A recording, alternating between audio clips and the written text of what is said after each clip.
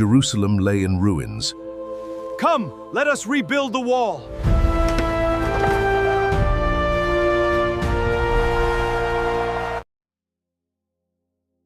அல்லேலூயா, அல்லேலூயா, ஆமென்.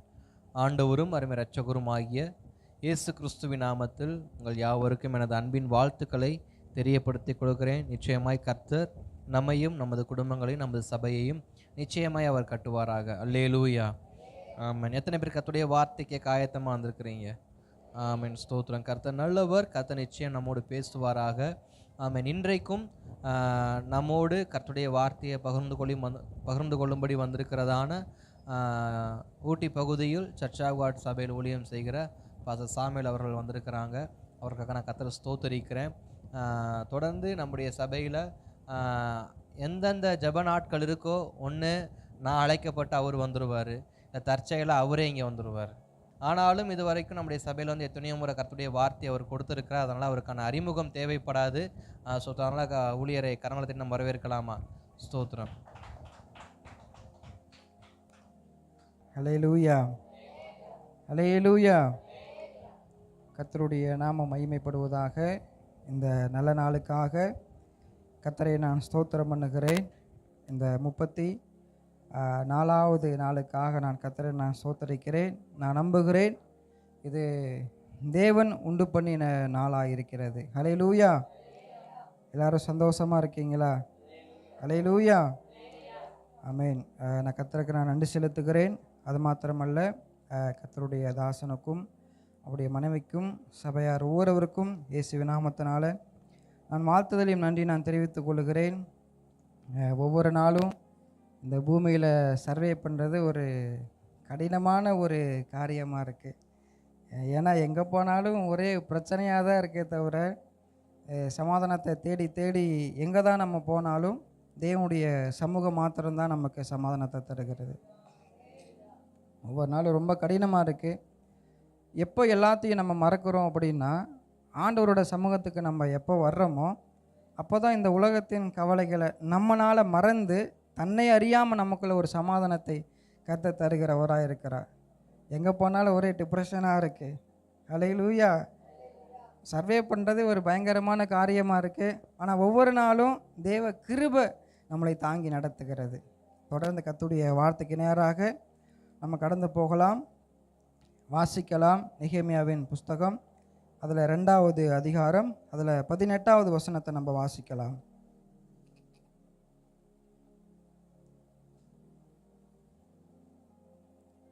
நெகேமியா 2:18. என் தேவனுடைய கரம் என்மேல் நன்மையாக இருக்கிறதையும் ராஜா என்னோட சொன்ன வார்த்தைகளையும் அவர்களுக்கு அறிவித்தேன். அப்பொழுது அவர்கள் எழுந்து கட்டுவோம் வாருங்கள் என்று சொல்லி அந்த நல்ல வேலைக்கு தங்கள் கைகளை திடப்படுத்தினார்கள். இன்னைக்கு 52 நாள் ஜெபம் நம்முடைய சபையில் நடந்து கொண்டிருக்கிறது. இந்த ஜெபத்தினுடைய ஒரு ஆசீர்வாதம், ஒரு நன்மை என்ன அப்படின்னா, நாம் கட்டப்பட வேண்டும், நம்முடைய சபை கட்டப்பட வேண்டும், நம்முடைய குடும்பங்கள் கட்டப்பட வேண்டும் என்பது இந்த ஜெபத்தின் ஒரு நோக்காக இருக்கிறது. நான் நம்புகிறேன் தேவனுடைய சமூகத்தில் நம்ம செலவிடுகிற நேரங்கள் அது ஒரு நாளும் வீணாகாது.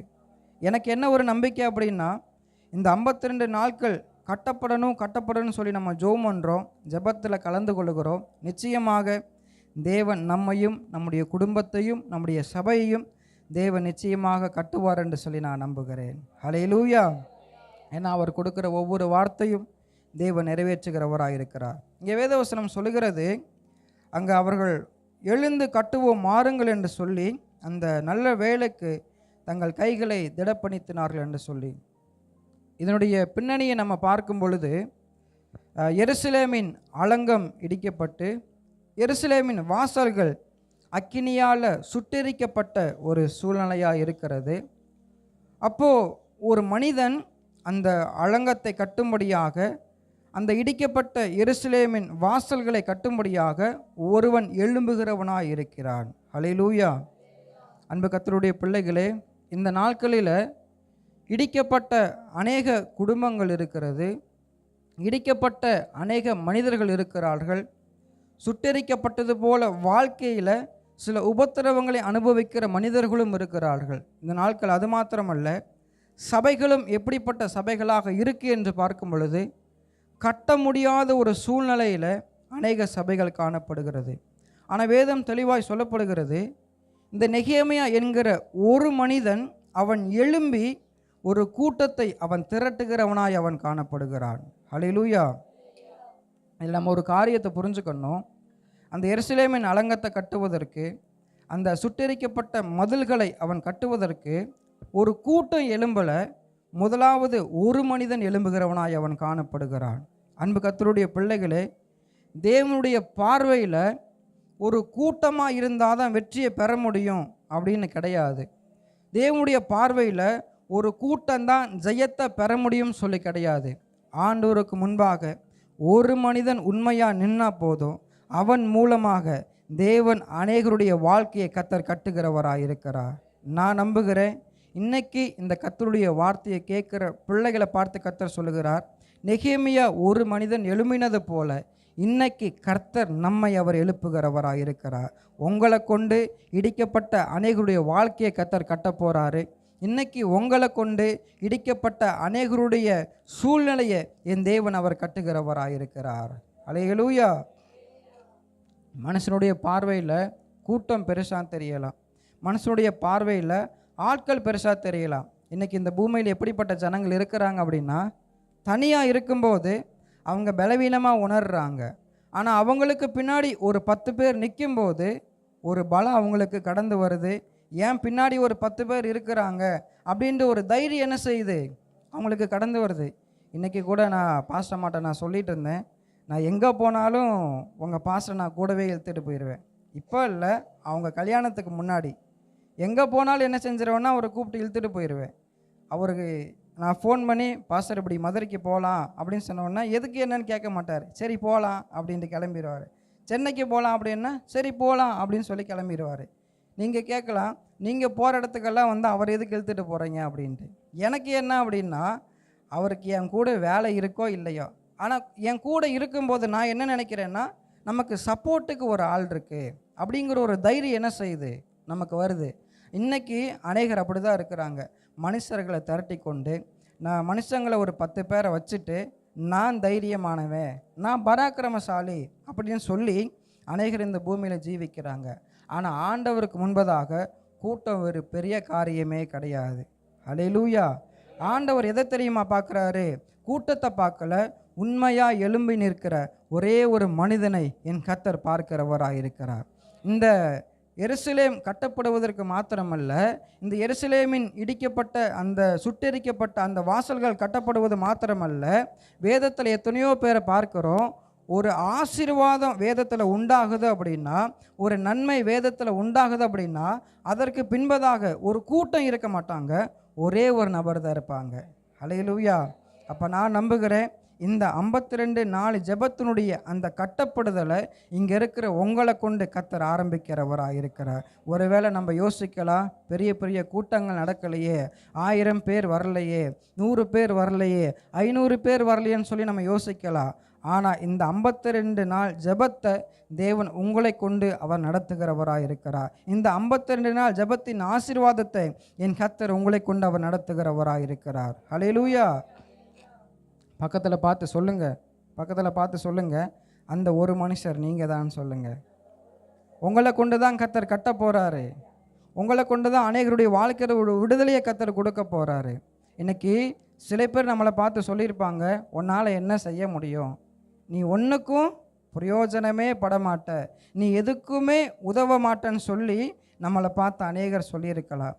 ஆனால் மனுஷங்க நம்ம என்ன விதமாக நம்ம சொன்னாலும் நம்ம எடுத்து பயன்படுத்துகிற கர்த்தர் ஒருவர் இருக்கிறவராக இருக்கிறார். வேதவசனம் சொல்லுகிறது, அந்த 6 கற்சாடிகளை ஆண்டவர் முத அற்புதம் செய்யும்போது அந்த 6 கற்சாடிகள் வெளியில் கடந்த கற்சாடிகள். அது எதுக்கு உபயோகப்படும் அப்படின்னா, யூதர்கள் தங்களுடைய கைகளையும் கால்களையும் கழுவுவதற்கு அது பயன்படுத்தப்படும். அப்போ அந்த கற்சாடி எங்கே இருக்கும், வெளியே வாசலில் இருக்கும். ஆனால் ஆண்டவர் பார்த்தாரு. இப்போ அங்கே ஒரு அற்புதம் நடக்கணும். கல்யாணத்தில் இருக்கிறவங்களாம் வந்து ஆண்டவர்கிட்ட என்ன சொல்லியிருப்பாங்க? ஆண்டவரே, திராட்சை ரசம் குறைஞ்சு போயிடுச்சு, பெரிய பெரிய பாத்திரங்களெல்லாம் உள்ளே இருக்குது அப்படின்னு இருப்பாங்க. ஆனால் இயேசு என்ன சொன்னார்? உள்ளே இருக்கிற பாத்திரம் எனக்கு தேவையில்லை, வெளியே ஓரமாக ஒரு பாத்திரம் இருக்குல்ல, யாருமே மதிக்கப்படாத ஒரு பாத்திரம் இருக்குல்ல, எல்லாராலும் புறக்கணிக்கப்பட்ட பாத்திரம் இருக்குல்ல, அதை கொண்டு வான்னு சொல்லியிருக்காரு. அப்போ சீசர்கள் என்ன யோசிப்பாங்க? போயும் அதை எடுத்துகிட்டு வர சொல்கிறாரு. ஏன்னா அது வெளியே கிடக்கு, ஒரே தூசியாக இருக்குது, ஒரே குப்பையாக இருக்குது, எத்தனை வருஷமாக இருக்குன்னே தெரில, ஓட்டையாக இருக்கா, எப்படி இருக்கானே தெரில, அதை போய் எடுத்துகிட்டு வர சொல்கிறாருன்னு சொல்லி யோசிச்சிருப்பாங்க. ஆனால் எடுத்துகிட்டு வந்ததுக்கப்புறமா தான் தெரியுது, ஒன்றுமே உபயோகமாகாத அந்த பாத்திரத்தில் கூட ருசியுள்ள திராட்சை ரசத்தை என் ஆண்டவரால் கொண்டு வர முடியும் அப்படின்னா, அநேகர் உங்களை புறக்கணித்தாலோ, உங்களால் எதுவுமே செய்ய முடியாதுன்னு சொன்னாலோ, நீ வேஸ்ட்டுன்னு சொல்ல நம்மளை ஒதுக்கி வைத்தாலோ, நம்ம எடுத்து பயன்படுத்துகிற என் கர்த்தர் ஒருவர் இருக்கிறார். அல்லேலூயா. சில நேரங்களில், அநேக நேரங்களில் நம்ம தனித்து விடப்பட்டது போல இருக்கும். உதவி செய்ய ஆள் இருக்க மாட்டாங்க, நம்மளை தூக்கி நிறுத்த ஆள் இருக்க மாட்டாங்க, சாப்பிட்டையான்னு கேட்க ஆள் இருக்க மாட்டாங்க, நல்லா இருக்கீங்களான்னு கேட்க ஆள் இருக்க மாட்டாங்க. நம்ம எப்படி இருக்கிறோம் அப்படின்னா, தனிமையில் விடப்பட்டவர்களாக இருக்கிறோம். இப்போ யாருக்கு பலவீனம் வருது அப்படின்னா, நான் தனியாக நிற்கிறேன்னு யோசிக்கிறோம்ல, அவங்களுக்கு தான் ரொம்ப பலவீனம் வரும். வெளிப்பிரகாரமும் சரி, உள்ளே இருக்க டிப்ரெஷனும் சரி. அல்லேலூயா. இந்த டிப்ரெஷன் வந்து போகவே மாட்டேங்குது எங்கே போனாலும். அநேகர் கூட இருந்தாலும் டிப்ரெஷன் இருக்குது, தனியாக இருந்தாலும் டிப்ரெஷன் இருக்குது. ஆனால் தனியாக இருக்கிற டிப்ரெஷன் வந்து நம்மளை என்ன செய்யுது? ஒன்றும் இல்லாமல் போட்டு அந்த நிலைமைக்கு ஆளாக்குது. அப்போ தனியாக இருக்கிறவங்க ரொம்ப கவனம் உள்ளவங்களாக இருக்கணும். அவங்க நம்ம என்ன யோசிப்போம்? நான் தனியாக இருக்கிறேன், எனக்கு சப்போர்ட்டுக்கு யாருமே இல்லைன்னு சொல்லி. ஆனால் ஒன்று புரிஞ்சுக்கணும், மனிதர்கள் ஒத்தாசையை காட்டிலும், மனிதர்கள் நம்ம கூட இருக்கிறதை காட்டிலும், தேவன் நம்மோடு இருக்கிறது நமக்கு பலமாக இருக்கிறது. அதை நம்ம யாருமே புரிஞ்சுக்க மாட்டேன்றோம். நான் தனியாக இருக்கேன்னா ஆண்டவர் நம்ம கூட இருக்குது என்ன செய்ய மாட்டேன்றோம்? உணர மாட்டேன்றோம். நம்முடைய வாழ்க்கையில் ஒன்று புரிஞ்சுக்கணும், கூட்டத்தை விட தனியாக ஆண்டவரோடு நீங்கள் கூட இருந்து பாருங்கள், அவரை உங்களோடு கூட இருந்து செய்கிற காரியம் அது பயங்கரமாக இருக்கும். அல்லேலூயா. நான் நம்புகிறேன், நீங்கள் தனிமையாக முழங்கால் போட்டு ஜெபம் பண்ணுங்க, நீங்கள் தனிமையாக வேதவசனம் வாசிங்க, நீங்கள் தனிமையாக ஆவியில் நிறைஞ்சு ஜெபம் பண்ணுங்க, தனிமையாக நீங்கள் ஆண்டவரோட நேரத்தை செலவிடுங்க. அதற்கு பின்பதாக நமக்குள்ளே வருகிற பலம் அது வேறு மாதிரி கர்த்தர் கிரியை செய்கிறவராக இருக்கிறார். அதனால் தனியாக இருக்கும்போது நேரத்தை என்ன செய்யுங்க? பயன்படுத்த பாருங்கள். ஆண்டவர் உங்களை தனிமையின் பாதையில் நடத்துகிறார் அப்படின்னா, ஒரு மனுஷியா ஏதோ ஒரு சூழ்நிலையில் உங்களை வச்சிருக்கிறார் அப்படின்னா அதை உபயோகப்படுத்த பாருங்கள். அந்த நாட்கள் போயிடுச்சு அப்படின்னா திரும்பவும் அந்த நாட்கள் கடந்து வராது. அல்லேலூயா. இந்த பூமியில் அநேக சூழ்நிலைகள் இருக்குது. கணவன் சில வேளையில் தனிமையாகலாம், மனைவி சில வேளையில் தனிமையாகலாம். நம்ம எல்லாருமே இருந்து சில சூழ்நிலைகள் ஆண்டவரே நம்மளை தனியாக பிரித்து கொண்டு போவார். ஏன் தெரியுங்களா? அந்த தனிமையின் பாதையில் ஆண்டவரோடு நம்ம கூட இருக்க அவர் நம்மை கர்த்தர் பலப்படுத்துகிறவராக இருக்கிறார். அப்போ ஆண்டவருக்கு கூட்டத்தை காட்டிலும் ஒரே ஒரு மனுஷன், உண்மையாக எழும்புகிற மனுஷன் இருந்தால் போதும், அவனை கொண்டு கர்த்தர் பெரிய காரியங்களை தேசத்தில், சபையில், குடும்பங்களில் என் கர்த்தர் செய்கிறவராக இருக்கிறார். வேதவசனம் சொல்லுகிறது, வாசிக்க வேண்டாம், எசேக்கியேல் நினைக்கிற 22:30 நான் தேசத்தை அழிக்காதபடிக்கு, சுவரை அடைக்காதபடிக்கு ஒரு மனுஷனை தேடினேன், ஒருவனையும் காணேன். அப்போது வேதவசனம் என்ன சொல்லுது அப்படின்னா, அங்கே நான் தேசத்தை அழிக்காதபடிக்கு, சுவரை அடைக்காதபடிக்கும் ஒரு கூட்டத்தை தேடினேன்னு என்ன செய்யலை? வசனம் சொல்லலை. ஒருவனை தேடினேன், ஒருவனையும் காணேன் என்று அந்த வேதவசனம் சொல்லுகிறது. அப்போது இன்னைக்கு ஆண்டவருடைய சமூகத்தில் நம்ம ஒரு முடிவு எடுக்க போகிறோம். இந்த தேசத்தை அழிக்காதபடிக்கு திறப்பில் நான் இருக்க போகிறேன். தேசத்தை அழிக்காதபடி இந்த திறப்பில் நான் ஒருவன் நிற்க போகிறேன். தேசத்தை அழிக்காதபடி திறப்பில் நான் ஒருவன் நிற்க போகிறேன். என் சபைக்காக, என் குடும்பத்துக்காக, என் பிள்ளைகளுக்காக, என் வேலைக்காக, யார் வந்தாலும் சரி, வராமல் இருந்தாலும் சரி, நான் ஒருவன் நிற்க போகிறேன். என்னை கொண்டு கர்த்தர் ஆசீர்வாதத்தை தருகிறதற்கு என் கர்த்தர் அவர் போதுமானவராக இருக்கிறார். அல்லேலூயா. இன்னைக்கு ஒரு மனுஷனுடைய என்னன்னு சொல்லி நமக்கு தெரிய மாட்டேங்குது. அல்லேலூயா. சில நேரத்தில் உங்கள் பாஸ்டர் சொல்லுவார், இன்னும் எப்போ நேற்று கூட சொன்னார்னு நினைக்கிறேன். நான் சொன்னேன், எங்கள் நீலகிரியில் 12-13 சர்ச் ஆஃப் காட் சர்ச் இருக்கும், என்ன தாராபுரத்தில் ஒரே ஒரு சர்ச் இருக்குது அப்படின்னு. அப்போ அவர் சொன்னார், நான் ஒன் மேன் ஆர்மி அப்படின்னாரு. அல்லேலூயா. அப்படின்னா என்ன அர்த்தம்? ஒரு மனுஷனாக இருந்தாலும் பரவாயில்லை, அதை சமாளிக்கத்தக்கதாக பலனை கர்த்தர் எனக்கு தருகிறவராக இருக்கிறார். அப்போது ஒரு மனுஷனுடைய பலம் என்னன்னு சொல்லி நீங்களும் நானும் புரிஞ்சுக்கணும். இன்னொன்று புரிஞ்சுக்கணும், நம்ம தனிமையில் இருக்கிறோம். ஆண்டவர் நம்ம சில விதத்தில் தனிமையாக பிரிச்சிருக்கிறாரு. அப்படிப்பட்ட பாதைகளை நம்ம நடத்துகிறாரு. அந்த பலம் எங்கேருந்து வருகிறது அப்படின்னா, ஜிம்முக்கு போகிறனாலையோ இல்லை சத்தான ஆகாரங்களை உண்ணுகிறதுனாலையோ கிடையாது.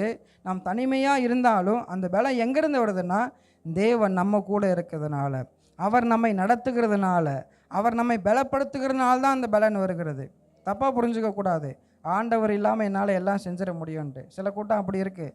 ஆண்டவரும் தேவையில்லை, பரிசுத்த ஆவியானவரும் தேவையில்லை, எனக்கு எதுவுமே தேவையில்லை, நான் எல்லாம் பார்த்துக்கிறேன்ட்டு. ஆனால் வசனம் சொல்லுகிறது யோவான் 15வது அதிகாரத்தில், என்னை அல்லாமல் உங்களால் ஒன்றும் செய்யக்கூடாது. இன்றைக்கி எழுந்திருக்கிறோம் அப்படின்னா அவர் நம்ம கூட இருக்கனால தான். நம்ம உட்காடுறோம் அப்படின்னா அவர் நம்ம கூட இருக்கனால தான். பேசுகிறோம் அப்படின்னா கர்த்தர் நம்ம கூட இருக்கனால தான். சிரிக்கிறோம் அப்படின்னா அவர் நம்ம கூட இருக்கனால தான். டிப்ரெஷன் வருகிற நேரத்துலையோ நம்ம எல்லாத்தையும் மறந்து சந்தோஷமாக இருக்கோம் அப்படின்னா அதுவும் நம்ம கூட, ஆண்டவர் நம்ம கூட இருக்கனால தான். அல்லேலூயா. அப்போ தவறாக புரிஞ்சிக்கக்கூடாது, நான் தனிமையாக என்னால் எல்லாமே செய்ய முடியும்னு சொல்லிட்டு. இன்னொரு வேதவசனம் சொல்கிறது, புதிய ஏற்பாட்டில் இந்த சரீர முயற்சி அற்ப பிரயோஜனம் உள்ளதா. அப்படின்னா என்ன அர்த்தம்? ஆண்டவர் இல்லாமல் நீ எதை செஞ்சாலும் அது உட்படாது. ஆண்டவர் இல்லாமல் நீ என்ன உயரத்துக்கு போனாலும் நீ நிலை நிற்க மாட்ட. ஆண்டவர் இல்லாமல் நீ எதை தொடங்கினாலும் அந்த காரியம் நடக்கவே நடக்காது. அல்லேலூயா. அப்போது ஆண்டவர் உங்கள் கூட இருக்க இருக்க, ஆண்டவரோடு நீங்கள் இருக்க இருக்க அவர் நம்மை கர்த்தர் பலப்படுத்துகிறவராக இருக்கிறார். அல்லேலூயா. ஒரு வசனத்தை வாசிக்கலாம். ரோமர் 5வது அதிகாரம் அதில் 12வது வசனத்தை நம்ம வாசிக்கலாம்.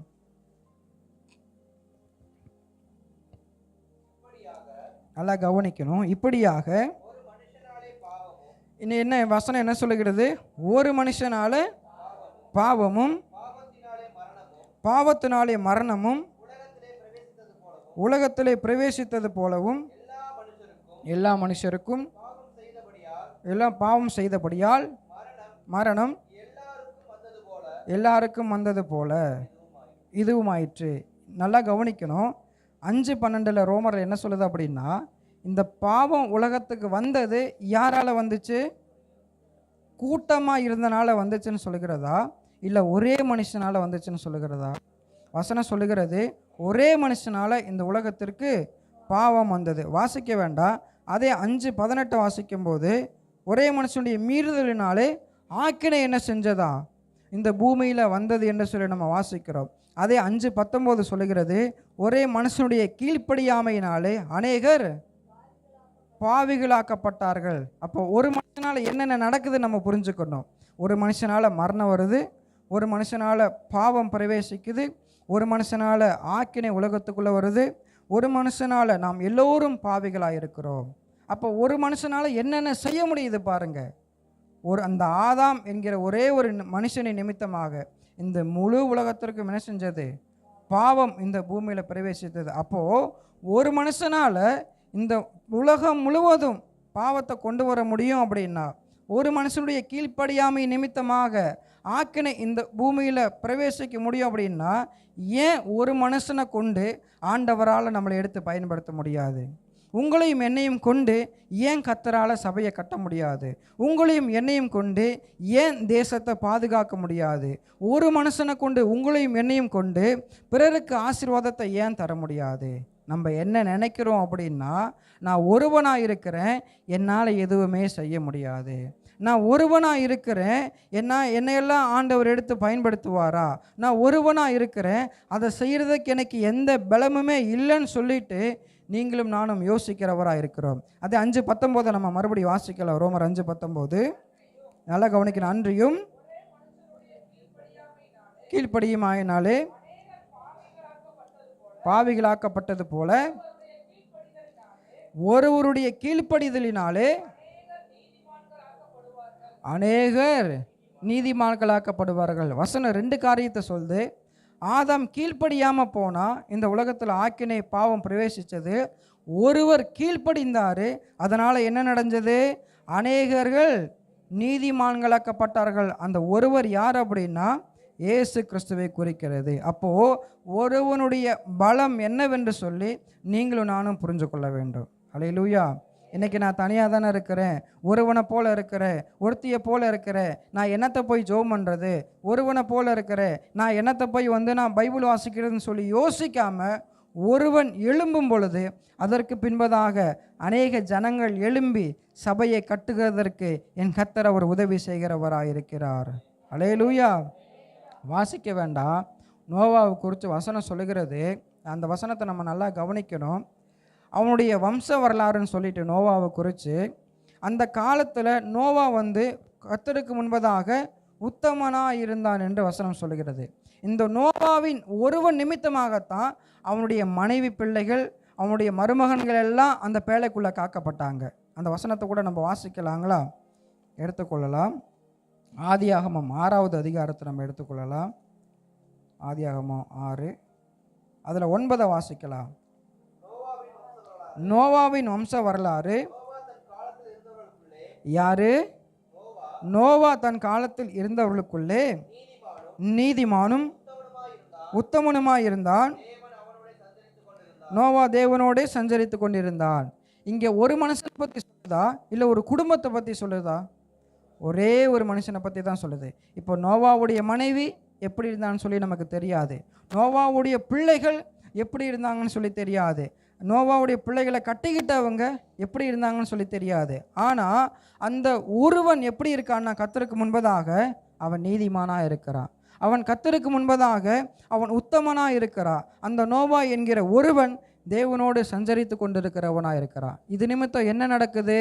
அந்த ஒருவன் நிமித்தமாக 8 பேர் பேழைக்குள்ளே பிரவேசிக்கிறாங்க. அந்த ஒருவன் நிமித்தமாக அநேக மிருகங்கள் பேழைக்குள்ளே பிரவேசிக்கிறது. அந்த ஒருவன் நிமித்தமாக அடுத்த சந்ததி உருவாகுது. அவன் ஒருவன் நிமித்தமாக இந்த பூமி திரும்பவும் கட்டப்படுகிறதா இருக்கிறது. அல்லேலூயா.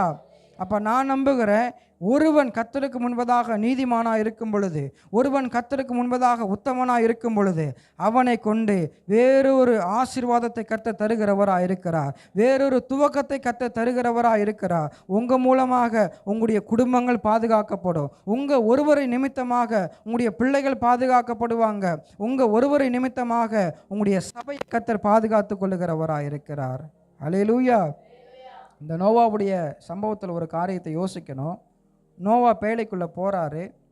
பேழைக்குள்ளே போகும்போது இந்த பூமி முழுவதும் பாவத்தினால் அக்கிரமத்தினால் நிறைந்திருக்கு. நோவா பேழைக்குள்ளே போகும்போது இருந்த அட்மாஸ்பியர் வேறு. அல்லேலூயா. இப்போ 40 நாள் மழை பெய்யுது, தண்ணி தங்குது, அரராத் மலையில் பேழை நிற்குது. இந்த தண்ணி குறைய குறைய குறைய குறைய அதுக்கப்புறமா அந்த பேழை நின்னதுக்கப்புறமா நோவா அந்த கதவை திறக்கிறாரு. எல்லாருமே அந்த பூமியில் காலை வைக்கிறாங்க. இப்போ நோவா பேழைக்கு உள்ளே போகிறதுக்கு முன்பாக இருந்த அந்த பூமியோட அட்மாஸ்பியர் வேறு. பாவம், அக்கிரமம், அநேக காரியங்கள் சூழ்ந்திருக்கு. ஆனால் ஆண்டவர் அவங்கள பாதுகாத்து திரும்பவும் வேறொரு அந்த பூமியில் கால் வைக்கும்போது வேறொரு அட்மாஸ்பியரை கர்த்தர் கொடுக்கிறவராக இருக்கிறார். நோவா ஒரு புதிய பூமியை பார்க்குறாரு. பாவம் இல்லாத ஒரு பூமியை, அக்கிரமம் இல்லாத பூமியை, தேவன் பிரியப்படுகிற ஒரு பூமியை அங்கே நோவா பார்க்கிறவராக இருக்கிறார். அல்லேலூயா. இதுக்கெல்லாம் காரணம் என்ன தெரியுங்களா? ஒரே ஒரு மனுஷன் கர்த்தருக்கு முன்பதாக நீதிமானாக இருக்கும்போது, ஒரே ஒரு மனுஷன் கர்த்தருக்கு முன்பதாக உத்தமனாக இருக்கும்போது அவனை அவனுடைய சந்ததியும் என் கர்த்தர் பாதுகாத்து கொள்ளுகிறவராக இருக்கிறார். அல்லேலூயா. இன்னைக்கு அநேக குடும்பத்தில் குடிக்கிற கணவனார்கள் இருப்பாங்க. அல்லேலூயா. இன்னைக்கு அநேக குடும்பத்தில் ரட்சிக்கப்படாத மனைவிகள் இருப்பாங்க. இது மட்டும் இல்லை, இந்த பிள்ளைங்க இருக்காங்களே பாஸ்டர், ரட்சிக்கப்படாத பிள்ளைங்க, அவங்கள வச்சு தான் தாயும் கஷ்டப்படுறாங்க, தகப்பனும் கஷ்டப்படுறாங்க.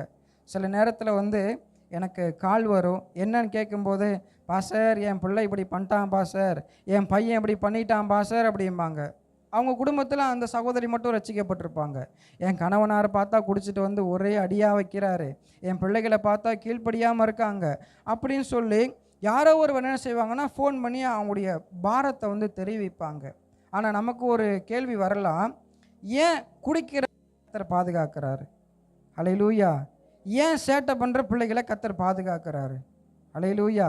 என்னைக்காவது நம்ம யோசிச்சிருக்கோமா, இவன் கையை கால் முறிஞ்சு போக இவன் எப்போ பார்த்தாலும் வந்து குடும்பத்தில் பிரச்சனை பண்ணிக்கிட்டே இருக்கான், சண்டை போட்டுக்கிட்டே இருக்கான். ஆண்டவருக்கு கண் இல்லையா, அது இல்லையா, நான் ஒரு ஆள் தான் சர்ச்சுக்கு போகிறேன், என்னதையும் நிம்மதியாக இருக்க விட மாட்டேன்றான், பிள்ளைகளையும் நிம்மதியாக எடுத்து விடுக்க மாட்டேன்றாங்க, எங்கே போனாலும் டிப்ரெஷன். ஹல்லேலூயா. அப்போ ஏன் ஆண்டவர் வந்து பாதுகாக்கிறார் அப்படின்னா, அவங்க என்ன தான் குடித்தாலோ, பிள்ளைங்க என்ன தான் கீழ்ப்படியாமல் இருந்தாலோ, நம்ம அவங்களுக்காக ஜெபம் பண்ணுறோம்ல.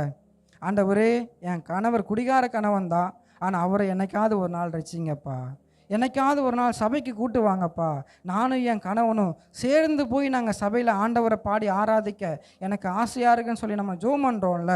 பிள்ளைகளுக்காக அவன் என்ன சேட்டை பண்ணாலோ, அவன் கீழ்ப்படியாமல் இருந்தாலோ, நம்மளை எதிர்த்து பேசினாலும் பிள்ளைகளுக்காக நம்ம உட்காந்து ஜெபம் பண்ணுறோம்ல. சபைக்கு வர்ற அந்த ஒரு ஆளும் ஜெபத்தை கேட்டு கர்த்தர் அவங்களை பாதுகாக்கிறவராக இருக்கிறார். ஹல்லேலூயா.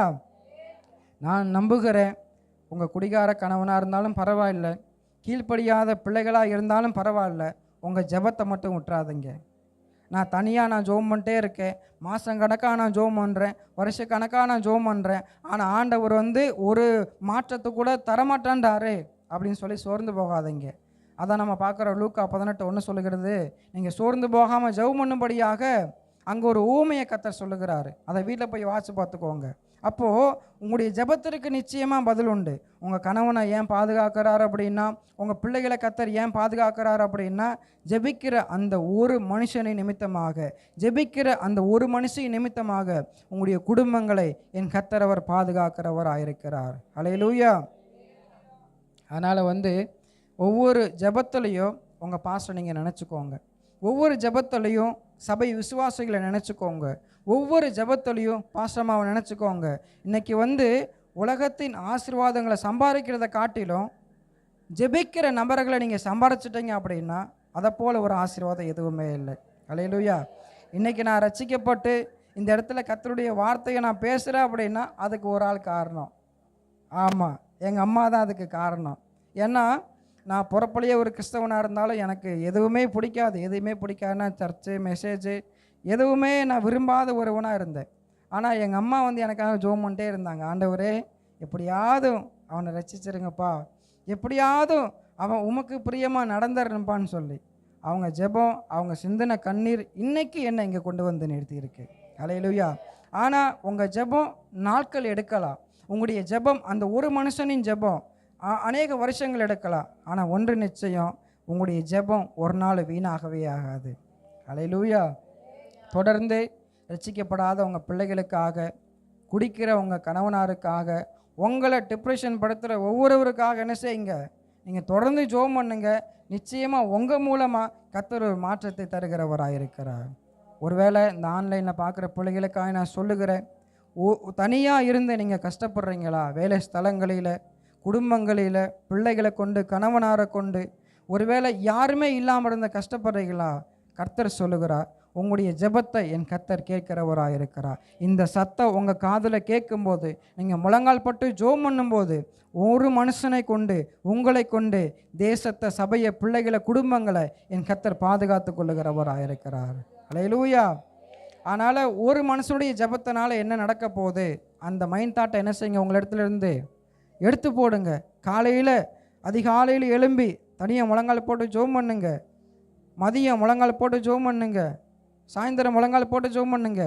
தானியேல் அப்படி தான் என்ன செய்தார், தான் வழக்கமாக செய்கிற முறைமையின்படியே பலகணிகள் மேலே போய் அந்த கதவை திறந்து எருசலேமுக்கு நேராக முழங்கால் படிட்டு என்ன செஞ்சார், ஜெபம் பண்ணார்.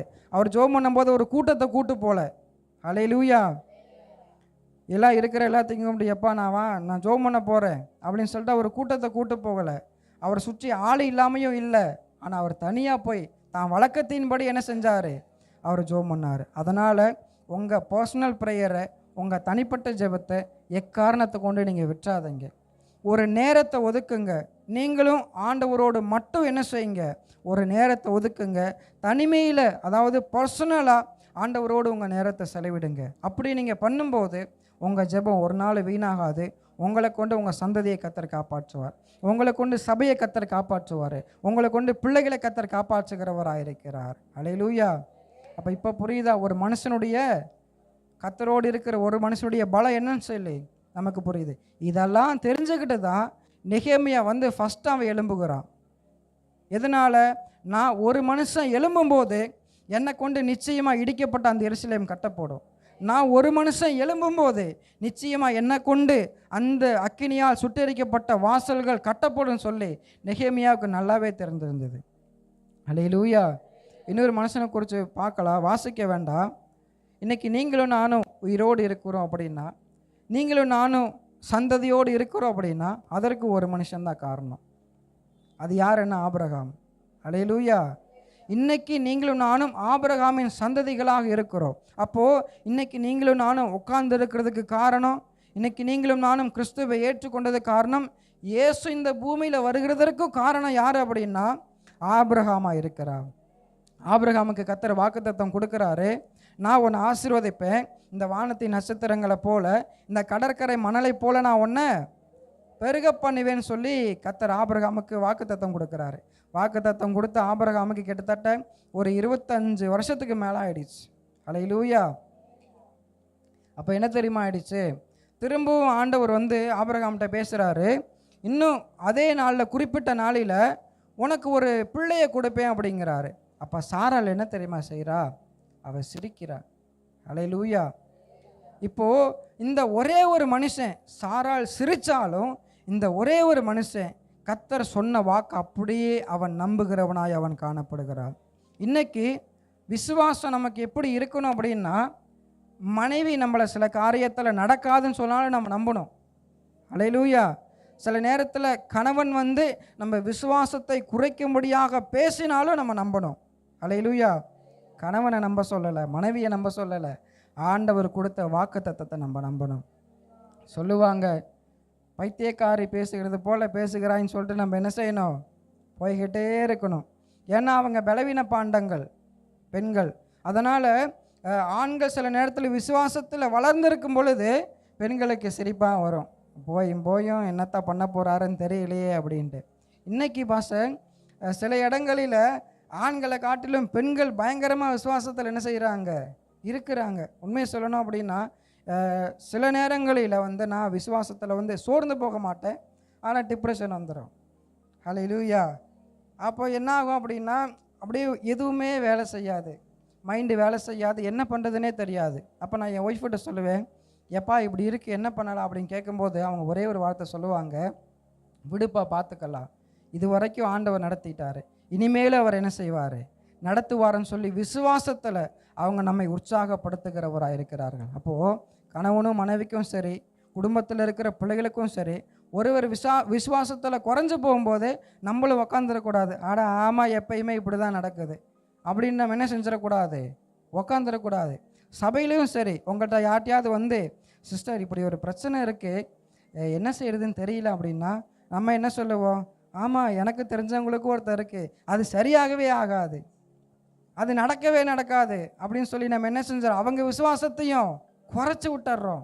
ஆனால் ஆபிரகாம் மனைவி நகைச்சாலும், மனைவி நம்பாமல் இருந்தாலும் ஒரே ஒரு மனுஷன் கர்த்தருடைய வார்த்தையை நம்பினான்.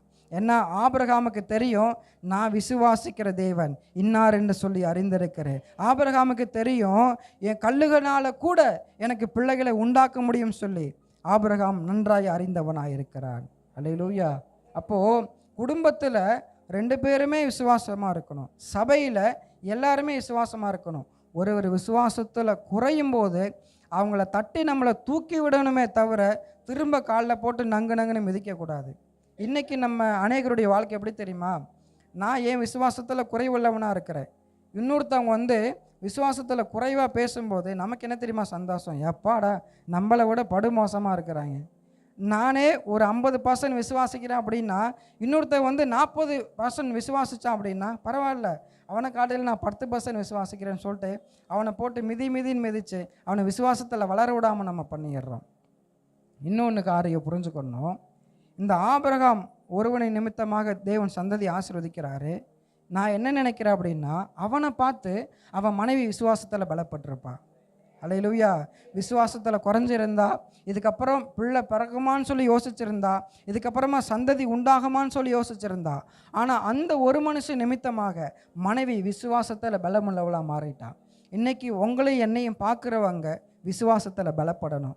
இன்னைக்கு உங்களையும் என்னையும் பார்க்குறவங்க கர்த்தருக்குள்ளே வளரணும். உங்களையும் என்னையும் பார்க்குறவங்க தேவனுடைய பாதையில் நடக்கணும், சபைக்கு வரணும்னு சொல்லி விருப்பமுள்ளவர்களாக அவங்க மாறணும்.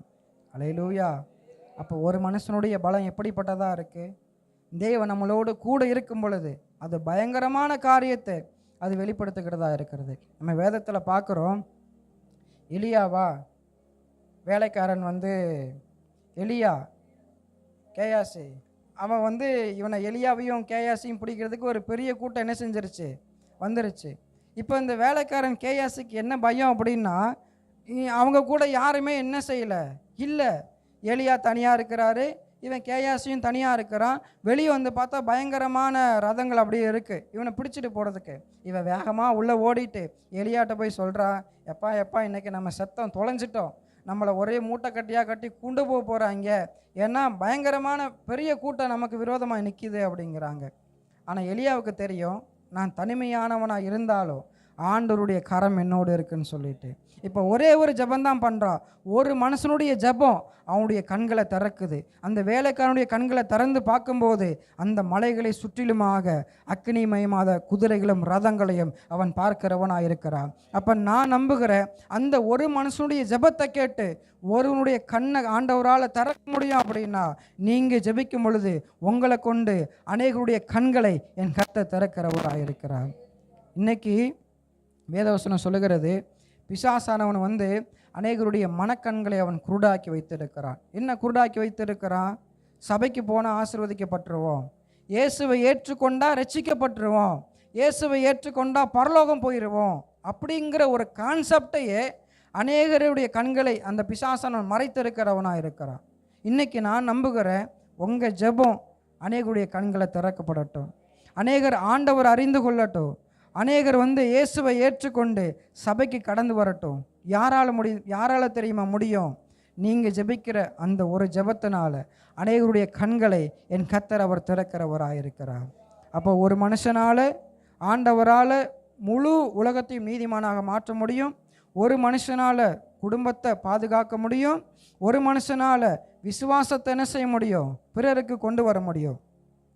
இன்னொரு வசனம் சொல்லுகிறது, ஒரு மனுஷனை பார்த்து ஆண்டவர் எகிப்தில் அடிமையாக இருக்கிற ஜனத்தை அவர் யாரை கொண்டு விடுதலையாக்கினார் அப்படின்னா, மோசே என்கிற ஒரே ஒரு இரட்சகனை தான் கர்த்தர் எழுப்புகிறாரு. அல்லேலூயா. இங்கே மோசே சொல்லுகிறாரு, நான் திக்கு வாய் மந்தமாக இருக்கிறேன், நான் ஊழியத்துக்கு சரிப்பட்டு வரமாட்டேன், எனக்கு பாட தெரியாது, எனக்கு பிரசங்கம் பண்ண தெரியாது, எனக்கு எதுவுமே தெரியாது, எல்லாம் தெரிஞ்ச ஒருத்தவனை என்ன செய்யுங்க, நீங்கள் அனுப்புங்க அப்படிங்கிறாரு. அப்போ ஆண்டவருக்கு வேறு யாரை கூப்பிடணும்னு விருப்பமே இல்லை, பெரிய கூட்டத்தை தரட்டணும்னு சொல்லி விருப்பமே இல்லை. ஒரே ஒரு மனுஷன் என்ன செய்கிறார் அப்படின்னா கர்த்தர் தெரிந்தெடுக்கிறவராக இருக்கிறார். அந்த ஒரு மனுஷனை கொண்டு தான் இஸ்ரவேல் ஜனங்களை அந்த எகிப்திலிருந்து அவர் விடுதலையாக்கி கர்த்தர் கொண்டு வந்தவராக இருக்கிறார். அப்போது மோசேக்கு என்ன தெரியுமா யோசிச்சிருப்பான், அங்கே இருக்காங்க எகிப்தில் இருக்கிற ஜனங்கள் பயங்கரமான ஆட்கள், அங்கே ராஜா பயங்கரமான ஆள். அப்போ மோசே என்ன யோசிச்சிருப்பார் அப்படின்னா, நான் ஒருத்தன் போய் போகிறேன், அங்கே ஒருத்தனை கொண்டு அங்கே எப்படி இத்தனை பேர்த்து விடுதலை ஆக்கி கொண்டு வர முடியும் சொல்லி அந்த ஒரே ஒருத்தன் மோசே யோசிச்சிருக்கலாம். ஆனால் ஆண்டவர் சொல்லுகிறாரு, நீ போ, உன் கூட நான் வரேன், நீ போ, உன் கூட இருந்து பெரிய காரியங்களை நான் செய்கிறேன் என்று சொல்லி மோசேயிட்ட கர்த்தர் சொல்லுகிறவராக இருக்கிறார். அப்போ நம்ம இன்னைக்கு ஒன்று புரிஞ்சுக்கணும், உங்களை கொண்டு அநேகருடைய வாழ்க்கையில் விடுதலையை உங்கள் ஜெபத்தை கொண்டு அநேகருடைய வாழ்க்கை விடுதலையை கொண்டு வர முடியும். ஆனால் இன்றைக்கி நம்ம என்ன நினைக்கிறோம் அப்படின்னா, நான் ஜெபம் பண்ணியா அவங்க ரட்சிக்கப்பட போகிறாங்க, ஏன்னா நானே இன்னும் ஒழுங்காக ரட்சிக்கப்படல, என் குடும்பத்தில் இருக்கிறவங்க ரட்சிக்கப்படல, நான் ஜெபம் பண்ணியா பிறர் ரட்சிக்க போகிறாரு அப்படிங்கிற ஒரு எண்ணம் செய்யுது நமக்குள்ளே கடந்து வருது. அது மாத்திரமல்ல, இன்றைக்கி நீங்கள் ஜெபம் பண்ணீங்க அப்படின்னா நிச்சயமாக ஆண்டவர் விடுதலையை தருவார். அல்லேலூயா. அது வியாதியின் கட்டாக இருந்தாலும் பரவாயில்ல, பிசாசின் கட்டாக இருந்தாலும் பரவாயில்ல, மரண கட்டாக இருந்தாலும் பரவாயில்ல, எப்படிப்பட்ட நோயாக இருந்தாலும் பரவாயில்ல, நீங்கள் விசுவாசத்தோடு நீங்கள் போய் ஜெபம் பண்ணுங்க, ஒரு விடுதலை நிச்சயமாக நடக்கும். அல்லேலூயா. இன்னைக்கு எல்லாருடைய ஒரு மைண்ட் செட் என்ன தெரியுமா பாஸ்டர்? டிப்ரெஷன் இல்லை, பாஸ்ட்டு ஜெபம் பண்ணாதான் என்ன செய்யும், வியாதி போகும். இன்றைக்கி பாஸ்ட்டு ஜெபம் பண்ணாதான் அற்புதம் நடக்கும், இன்றைக்கி பாஸ்ட்டு ஜெபம் பண்ணாதான் வியாதி மாறும். யோசிக்கிறோமா இல்லையா? அல்லேலூயா. ஆனால் மார்க்கில் 16 அதிகாரத்தில் சொல்கிறது, பாஸ்டர்னால் அல்ல விசுவாசிக்கிறவர்களால் நடக்கும் அடையாளங்கள் யாவன. அல்லேலூயா. அப்போ இன்னைக்கு ஒரு மனுஷனுடைய வாழ்க்கையில் விடுதலையை கொண்டு வர முடியும் அப்படின்னா என்னை கொண்டும் கர்த்தர் செய்வார், உங்களை கொண்டும் கர்த்தர் செய்வார். இங்கே இருக்கிற ஒவ்வொரு பிள்ளைகளை கொண்டும் ஆண்டவரால் அற்புதத்தை செய்ய முடியும். ஏன் தெரியுமா? இப்போ நான் பாஸ்டர் அப்படின்றனால என்னை கொண்டு விடுதலை தரல, நான் பாஸ்டருடைய மனைவி அப்படின்றனால என்னை கொண்டு விடுதலை தரல, ஆண்டவரை நான் விசுவாசிக்கிறேன், அதனால் கர்த்தர் விடுதலையை கர்த்தர் தருகிறவராக இருக்கிறார். இதுக்கப்புறமா உங்ககிட்ட யாராவது வந்து எனக்கு பேய் பிடிச்சிருக்கு, பிசாசு பிடிச்சிருக்கு, ஜோம் பண்ணுங்க அப்படின்னா நம்ம என்ன செய்யணும்? ஃபோன் எடுத்துகிட்டு, பாஸ்டர் இங்கே ஒரு பிசாசு பிடிச்சவங்க வந்திருக்கிறாங்க, அவங்களுக்காக நீங்கள் என்ன செய்யுங்க? ஜோம் பண்ணுங்க. பாஸ்டர் சொல்லுவார், நீங்கள் ஜோம் பண்ணுங்கம்மா, நீங்கள் ஜோம் பண்ணுங்க ஐயா. ஐயோயோ பாஸ்டர் நான்லாம் ஜோம் பண்ணல. என்ன பயம்? ஜோம் பண்ணும் போது அவங்களுக்கு இது ஓடிட்டு நமக்குள்ளே வந்துடுமோ அப்படிங்கிற ஒரு பயம் இன்றைக்கி அநேகருக்கு அப்படி இருக்குது. பிசாசு வரட்டும் போது ஒரு வேளை ஓடி போயிடுச்சு நம்ம மேலே வந்துருச்சுன்னா என்ன செய்கிறது? எப்படி அற்புதம் நடக்கும்? எப்படி விடுதலை உண்டாகும் வாழ்க்கையில்? அதனால் ஆண்டவர் நம்ம விசுவாசிக்கிறவளாக இருக்க வேண்டும். அதான் வசனம் சொல்கிறது, விசுவாசிக்கிறவன் நடக்கும் அடங்கல் யாவன. ஒரு காரியத்தை சொல்கிறேன். கடந்த நாட்களில் நான் சென்னை பகுதிக்கு நான் கடந்து போயிருந்தேன். அப்போது ஒரு வீட்டில் ப்ரேயர் பண்ணுறதுக்காக கூப்பிட்டுருந்தாங்க. அவங்களுக்கு திருமணமாகி 4 வருஷமாக குழந்தை இல்லாமல் இருக்குது. ரொம்ப தெரிஞ்சவங்க தான். அப்போது அவங்க வீட்டுக்கு நான் கடந்து போனேன். ப்ரேயர் பண்ணுறதுக்காக போனேன். அவங்க ஹஸ்பண்ட் அண்ட் ஒய்ஃபு முன்பதாக முழங்கால் போட்டு இருக்கிறாங்க. நான் எதுவுமே பண்ணலை. நான் கண்ணை மூடிட்டு ஒரு பாட்டு தான் பாட ஆரம்பித்தேன். அந்த பாட்டினுடைய 2 லைன் தான் பாட ஆரம்பித்தேன். கண்ணை வேற மூடி இருக்கேன். அந்த சகோதரி டமார்னு முன்னாடி விழுந்துட்டாங்க. எனக்கு என்ன பயம்னா, அவங்க விழுந்தது பயம் இல்லை, ஒருவேளை முகத்தில் எங்கேயும் அடிபட்டுருமோ அப்படின்னு எனக்கு பயம் ஆகிடுச்சு.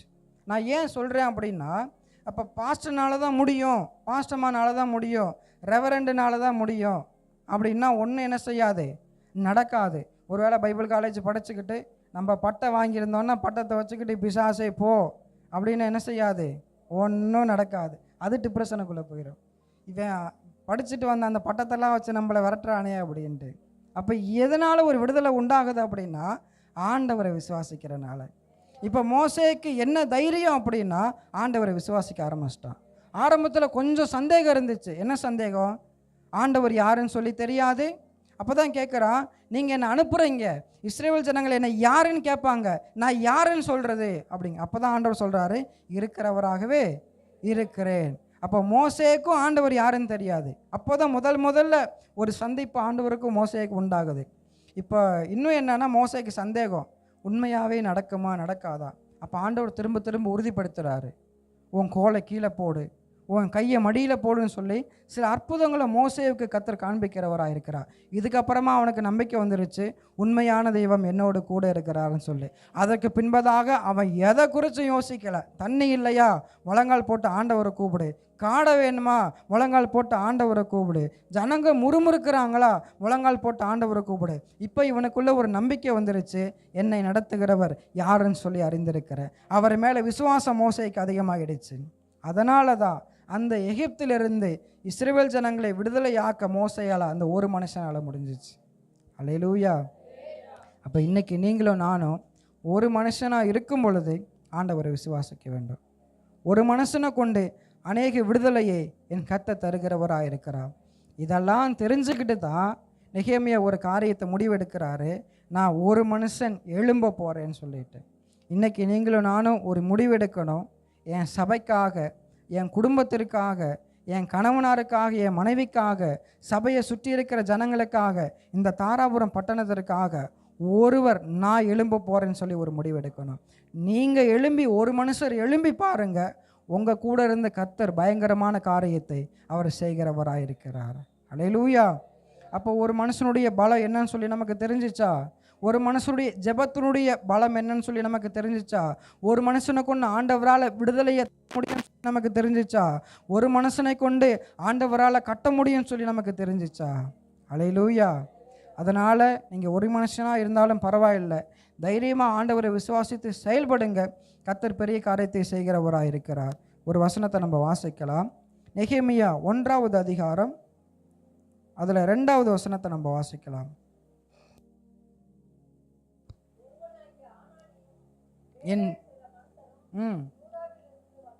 யூதாவிலிருந்து வந்தார்கள், அவர்களிடத்தில்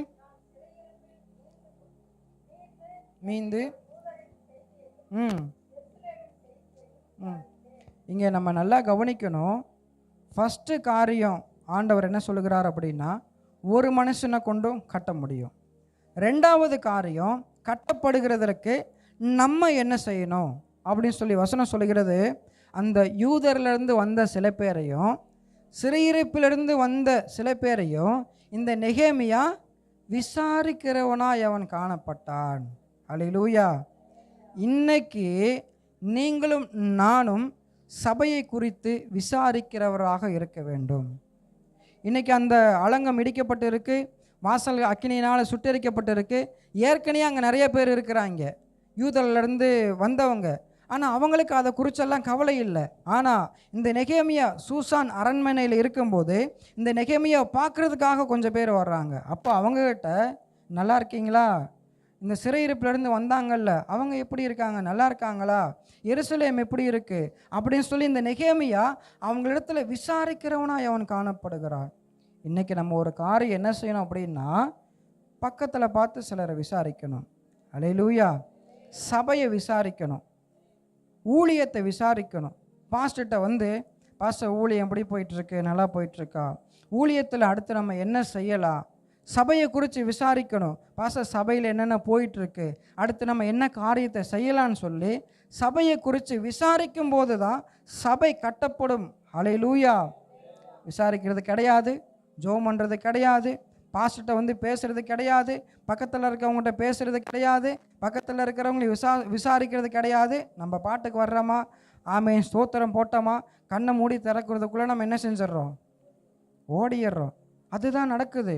அன்பு கர்த்தருடைய பிள்ளைகளே, இன்றைக்கி அநேக சபைகள் கட்டப்படுவதற்கு காரணம் என்ன அப்படின்னா, சபையில் இருக்கிறவங்க ஊழியத்தை விசாரிக்கிறாங்க, சபையில் இருக்கிறவங்க பாஸ்டர் வந்து விசாரிக்கிறாங்க. இன்றைக்கி நமக்கெல்லாம் என்ன தெரியுமா மனநிலைமை, நாங்கள் ஏன் விசாரிக்கணும், அல்லேலூயா, பாஸ்டர் தான் எங்களை விசாரிக்கணும், பாஸ்டம்மா தான் எங்களை விசாரிக்கணும், நாங்கள் ஏன் போய் ஊழியத்தை விசாரிக்கணும், நாங்கள் ஏன் போய் சபையை விசாரிக்கணும்னு ஒரு எண்ணம் இன்றைக்கி அநேக விசுவாசிகள் இடத்துல இருக்குது.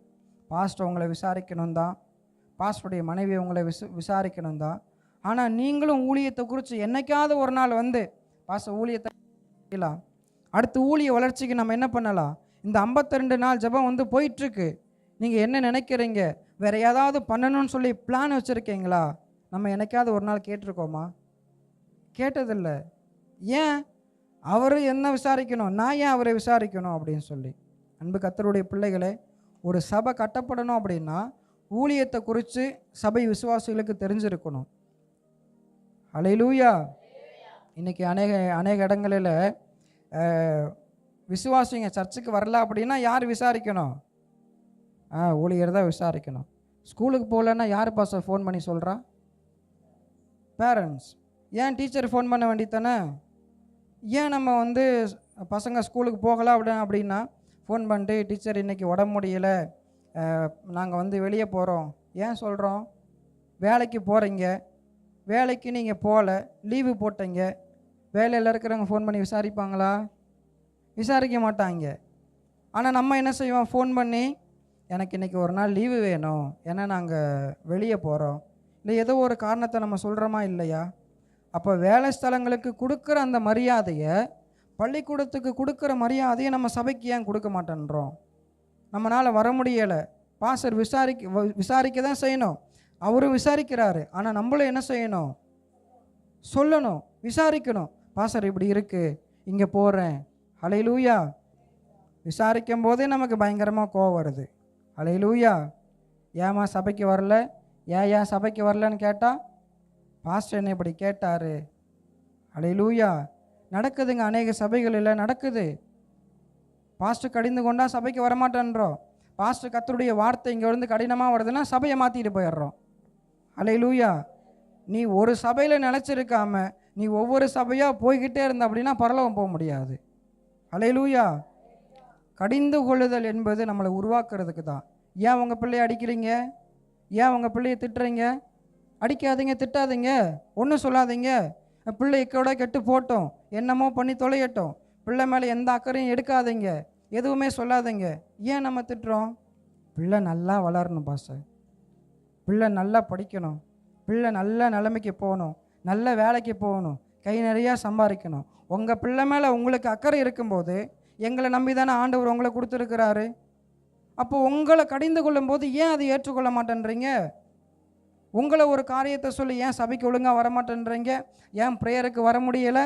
ஏன் ஜெபத்துக்கு கலந்து கொள்ள முடியல? திட்டும்போது ஏன் நமக்கு கோபம் வருது? அல்லேலூயா. நான் உங்களை சொல்லலை, நான் பொதுவாக சொன்னேன். ஏன்னா அதுதான் நடக்குது. அல்லேலூயா. அதனால் விசாரியுங்க. ஊழியம் என்ன பண்ணலாம், கேரல் ரவுண்டு என்ன பண்ணலாம், கிறிஸ்மஸ் என்ன பண்ணலாம், நியூ இயர் என்ன பண்ணலாம், 52 நாள் ஜெபம் என்ன பண்ணலாம், லாஸ்ட் நாள் என்ன பண்ணலாம், சாப்பாடு போடலாமா, இல்லை டிஃபன் ஏதாவது ரெடி பண்ணலாமா? விசாரிங்க, பாஸ்ட்டை விசாரிங்க. இப்படி விசாரிக்கும் போது தான் ஊழியம் கட்டப்படும். அல்லேலூயா. நீங்கள் விசாரிக்க ஊழியமும் கட்டப்படும், நம்முடைய குடும்பமும் கட்டப்படுகிறதா இருக்கிறது. அதை தான் இந்த நெகேமியா செய்கிறாரு. ஃபஸ்ட்டு காரியம், அவங்க நெகேமியா பார்க்க வரும்போது எப்படிப்பா இருக்கீங்க விசாரிச்சாரு.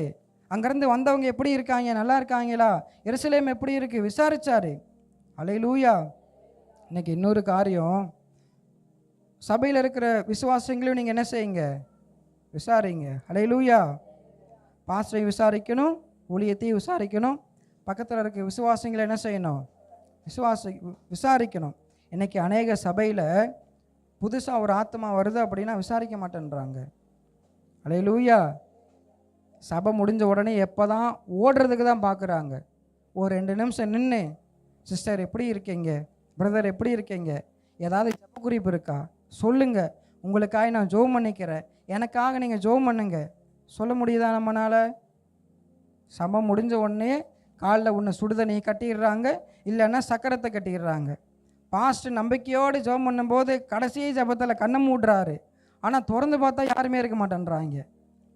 ஏன் கேட்டால், பாஸ்டர் டைம் இல்லை, பாஸ்டர் டைம் இல்லைன்னு சொல்லி நம்ம எங்கிட்ட ஓடுறோம். போய் என்ன தெரியுமா பண்ணுவாங்க, வீட்டில் போய் அப்படியே சேரில் உட்காந்து எப்பாடா அப்படின்னு உட்காருவாங்க. அந்த உட்கார்றதுக்கு தான் அவ்வளோ 1 மணி நேரம் 2 மணி நேரம் சபையில் நம்மளால் உட்கார முடிஞ்சிச்சு. மற்றவங்களை விசாரிக்கிறதுக்கு நம்மளால் முடிய மாட்டேங்குது. அல்லேலூயா. ஏன் விசாரிக்க முடியல தெரியுமா? இங்கிட்ட பார்த்தா இங்கிட்ட ஒரு வெட்டு மூஞ்சிய, இங்கிட்ட பார்த்தா இங்கிட்ட ஒரு வெட்டு. ஏன்னா முடிச்சுட்டு நம்ம எல்லாருக்கும் கை கொடுக்குறோமா? கொடுக்கணும். ப்ரேயர் முடிச்சுட்டு எல்லாரையும் பார்த்து ப்ரைஸ் லார்ட் சொல்கிறோமா? சொல்லணும்.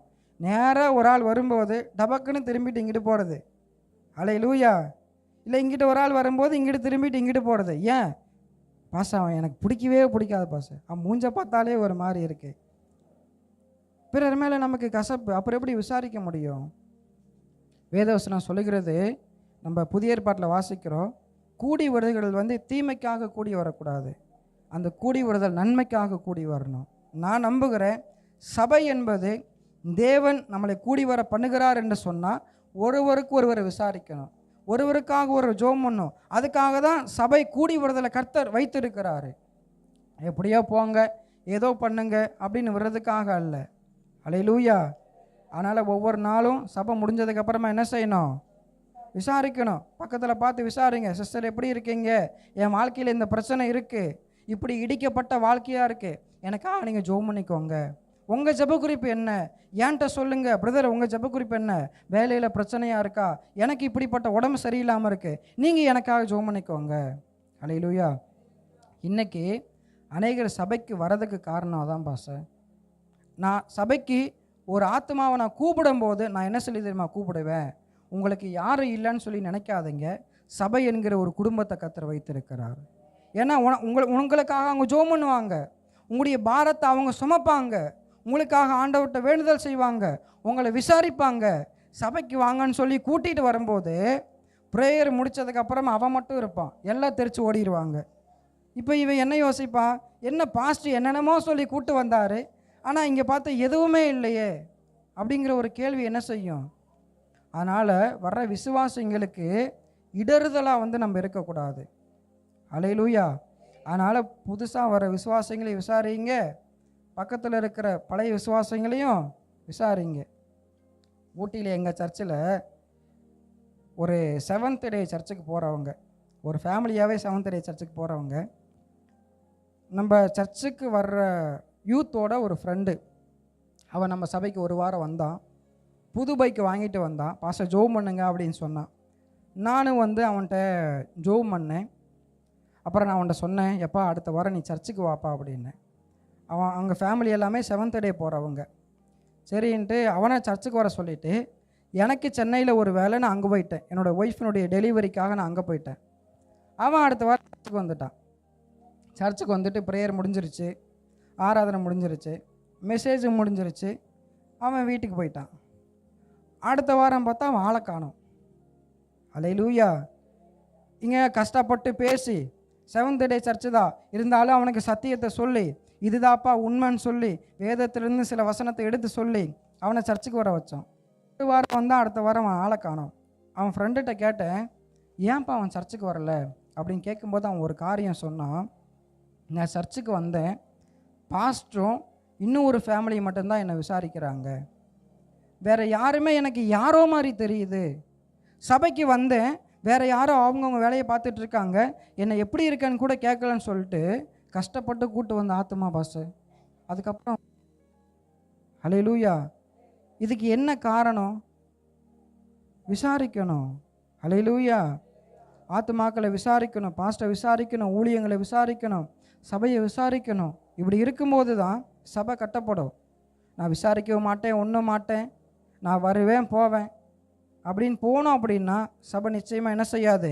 வளரவே வளராது, கட்டப்படவும் கட்டப்படாது. நான் உண்மையே ஒரு காரியத்தை நான் சொல்லுவேன் பாஸ்டர், என் சபை இப்படி இருக்க காரணம் நாங்கள் தான். எந்தெந்த சபை அப்படி இருக்க காரணம் அங்கே இருக்க பாஸ்டரும் அங்கே இருக்க விசுவாசிகளும் தான். அல்லேலூயா. ஏன் தெரியுங்களா? நம்ம இப்படிப்பட்ட காரியங்களை செய்யும் பொழுது ஆண்டவர் ஆட்டோமேட்டிக்காக சபையை என் தேவன் அவர் கட்டுகிறவராக இருக்கிறார். அல்லேலூயா. இவர் சதீஷ் பாஸ்டர் வந்தார்ல, அவர் உண்மையாக அவர் அவங்க அண்ணனுக்கு பொண்ணு பார்க்குறாங்க. சென்னையில் வேலை கிடச்சிருச்சு. அப்போ அவர் ஒரு காரியம் சொன்னார், எனக்கு ஃபோன் பண்ணி, எங்கள் அண்ணன் அங்கே சென்னைக்கு போகிறான், பெரிய சர்ச்செல்லாம் வேண்டாம், சின்ன சர்ச்சு ஓரளவுக்கு மீடியமாக இருக்க சர்ச்சு எதுன்னு சொல்லுங்கள், ஆவிக்குரிய சர்ச்சு, நான் எங்கள் அண்ணனை அங்கே போக சொல்கிறேன் அப்படின்னாரு அந்த பாஸ்டர். நான் கேட்டேன், எதுக்கு பெரிய சர்ச்செல்லாம் போக வேண்டாம், ஒரு மீடியமான சர்ச்சை எதுக்கு போக சொல்கிற அப்படின்னு கேட்டேன். அப்போ அவர் சொன்ன ஒரு காரியம் உண்மை பாஸ்டர், பெரிய சர்ச்சுக்கு போனோம் அப்படின்னா யார் வர்றோம் யார் போகிறான்னே தெரியாது. அல்லேலூயா. இதுவே ஒரு மீடியமாக இருக்க சர்ச்சுக்கு போனோம் அப்படின்னா புது விசுவாசிங்க வர்றது தெரியும், பாஸ்டர் விசாரிப்பார், அங்கே இருக்கிற ஜனங்களை விசாரிப்பாங்க. அதுக்காகவே அவர் சொல்கிறாரு, வேண்டாம், ஒரு மீடியமாக இருக்க சர்ச்சு எதுன்னு சொல்லுங்கள், எங்கள் அண்ணனை நான் அங்கே அனுப்பி விட்றேன் அப்படிங்கிறாரு. அப்போ எல்லோரும் என்ன தெரியுமா எதிர்பார்க்குறாங்க? என்னை யாராவது விசாரிக்க மாட்டாங்களா, என் கவலையை யாராவது பகிர்ந்து கொள்ள மாட்டாங்களான்னு சொல்லி ஜனங்கள் ஏங்கின்னு இருக்கிறாங்க. ஆனால் இன்றைக்கி நீங்களும் நானும் செய்கிற தவறு, பிறரை நம்ம விசாரிக்கவும் மாட்டேன்றோம், கண்டுக்கவும் மாட்டேன்றோம். நான் நம்புகிறேன் நீங்கள் எல்லா காரியங்களிலும் அந்த சபையில் நெகேமியாவை போல பிறரை விசாரிங்க, நிச்சயமாக சபையை கர்த்தர் கட்டுகிறவராக இருக்கிறார். ஒரு வசனத்தை நம்ம வாசிக்கலாம். யாக்கோபு 1:27 நம்ம வாசிக்கலாம்.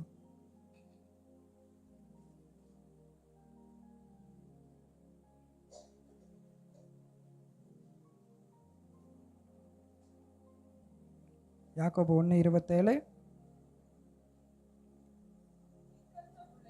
கவனிக்கணும். திக்கற்ற பிள்ளைகளும் விதவைகளும் படுகிற உபத்திரவத்திலே அவர்களை விசாரிக்கிறதற்கும் உலகத்தால் கரைபடாதபடிக்கு தன்னை காத்து கொள்ளுகிறதுமே முன்பாக